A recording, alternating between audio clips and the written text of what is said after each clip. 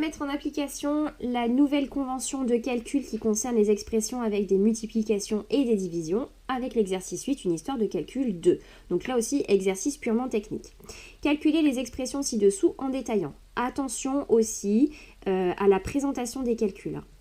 Alors, expression D, D égale 5 fois 12 divisé par 3. Ici, j'ai une expression qui contient uniquement des multiplications et des divisions. La convention veut qu'on fasse ces calculs de gauche à droite. Le premier calcul ici que je rencontre, c'est 5 fois 12. Donc, je vais réécrire cette expression en remplaçant 5 fois 12 par son résultat. Et il se trouve que 5 fois 12, eh bien 5 fois 12, ça fait 60. Donc ici, je réécris 60 divisé par 3. Et ensuite, dernière étape, 60 divisé par 3, 20. Ensuite, expression E. E égale 1 fois 2 fois 3 fois 4. J'ai une expression qui contient ici que des multiplications. La convention dit qu'on fait les calculs de gauche à droite. Ici, le premier calcul que je rencontre, c'est 1 fois 2. Je vais remplacer dans l'expression 1 fois 2 par son résultat. 1 fois 2 qui fait 2. Et je réécris la suite de l'expression. 2 fois 3 fois 4. Ici, j'ai de nouveau une expression qui ne contient que des multiplications.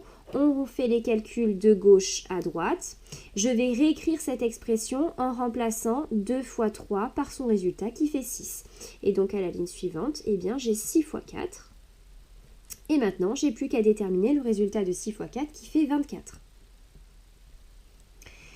Expression F. F égale 45 divisé par 15 fois 2 divisé par 6. Ici, j'ai une expression qui ne contient uniquement que des divisions et des multiplications. La convention nous dit qu'on commence par faire les calculs de gauche à droite. Le premier calcul que je rencontre ici, c'est 45 divisé par 15. Donc, je vais réécrire cette expression-là en remplaçant 45 divisé par 15 par son résultat, c'est-à-dire 3. Donc, j'obtiens 3 fois 2 divisé par 6. Ensuite, j'ai de nouveau une expression qui contient uniquement que des multiplications et des divisions. On fait toujours de gauche à droite. Je remplace ici dans mon expression 3 fois 2 par son résultat, c'est-à-dire 6. Et donc 6 divisé par 6. Dernière étape, j'ai une division à faire. 6 divisé par 6 qui fait 1. Et enfin, expression G. G égale 125 divisé par 5 divisé par 5 divisé par 5. Ici, j'ai une expression qui contient que des divisions. On procède de gauche à droite. On va faire ici, je vais réécrire mon expression en remplaçant le résultat de 125 divisé par 5. 125 divisé par 5, ça fait 25. Donc ensuite, je réécris divisé par 5 divisé par 5. J'ai toujours une expression qui ne contient que des divisions. On continue de procéder de gauche à droite.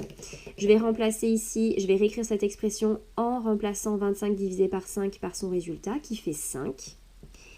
5 divisé par 5 et 5 divisé par 5 qui fait 1. Voilà, c'est terminé pour cet exercice.